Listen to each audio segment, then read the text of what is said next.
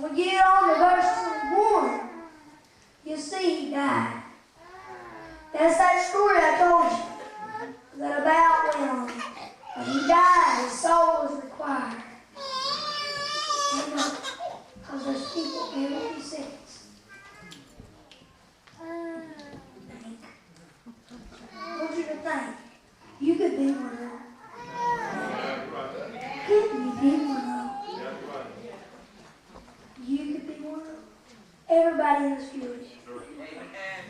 Anybody. Because the devil knows which one he's going to get. But God will let him touch you. But God don't want him to. Like that song we sung, he's still in the fire. Not one flame of the devil can touch you. Unless the Lord allows it. Let's start in verse 17 again. Now in verse 17. And he thought within himself, saying, what shall I do, because I had no room where to bestow my fruits? You don't have nowhere to store his fruits. I was thinking a few minutes ago I couldn't find it. But when I was at my house, before we left, I tried to search up how many barns he had. It don't tell you. It don't say how many barns he had because I looked on my computer. I have a Bible thing on my computer. I can click on a word and it says how many contexts it is in. And that's how I get my messages read in. And I find out which one we couldn't find out. I couldn't find out how many barns he had. Because you could probably look in history to find out, but I don't think history could find it either. Starting now in verse 18, and he said, this will I do. He always said, the Lord will on that, in John, James, like that. In James, what he said, the Lord will. You will see tomorrow. You can say, I'll meet you Monday. Wait, you gotta say it. The Lord will, you will meet him Monday. The Lord will Sunday, you will see him. You will be at his house. So tomorrow you cannot be here because God is going to rapture you. It says in the Bible that the trumpet of God shall sound, and those that are alive and remain shall be brought up in the air. And those that are dead will come up in the air with them. I believe that the dead are going to come before the alive. Because the Bible, I think, says it. And let's go on to verse 18. And he said, this will I do. Will pull down my barns and build greater. That means bigger. And then will I bestow all my fruits. See what he said? He's going to tear down his barns. But he wasn't thinking. That's right. He wasn't thinking. He wasn't thinking because he should have said the Lord will. You don't say the Lord will. You're boasting of tomorrow. Because you know not what a day shall bring forth. Let's go on to Luke 16. Look, you'll see it in Luke 16. These go together with this rich man. This is another rich man. This is something I want you to think about. There will be this little man named Lazarus. I preached a message several, probably about a month month ago. It's titled, America is Rich. We're rich compared to places. Think of probably India. Think how much they have. They have to carry stuff on their head. The children have to do that.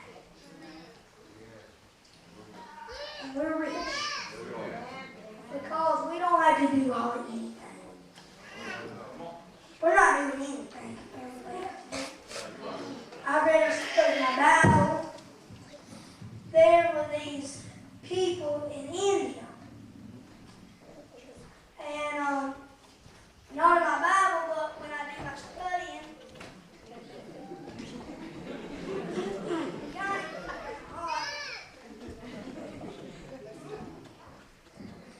but I was reading a story. I saw a picture in a story. The kids, it was in a story and there was a picture.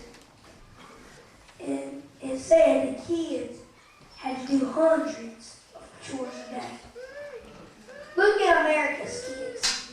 Look, really, we have so much that we don't have to do hardly anything compared with what India has to do.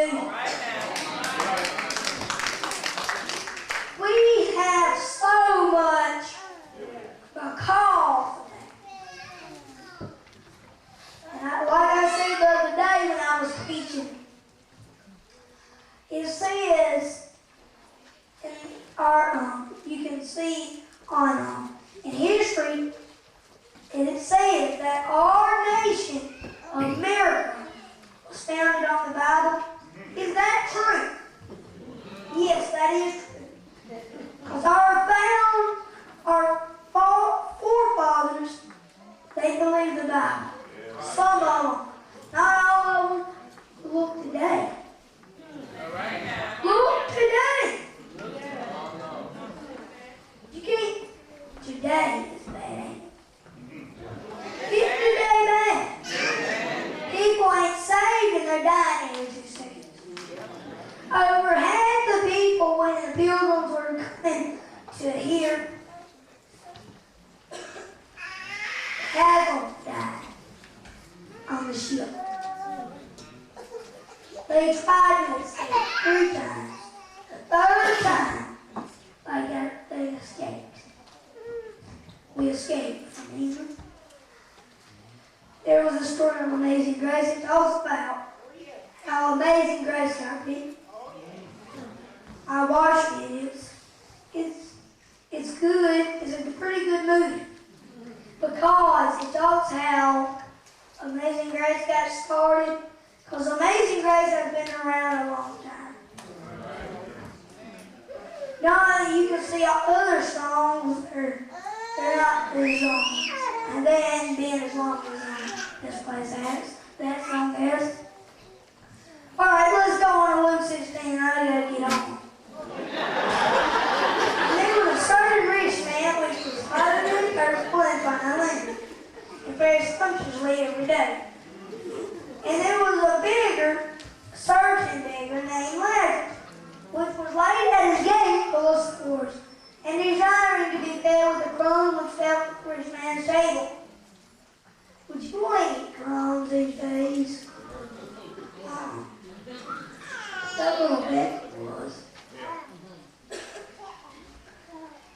And he had to eat crumbs. But the rich man still wouldn't let him eat his crumbs. And it says in a few more verses, it says the dogs have more compassion. Look, who has more compassion these days? Sometimes dogs, or sometimes humans. Humans have more brains than dogs, but dogs that day, they had more compassion. That rich man was stubborn. He was stubborn because he didn't care.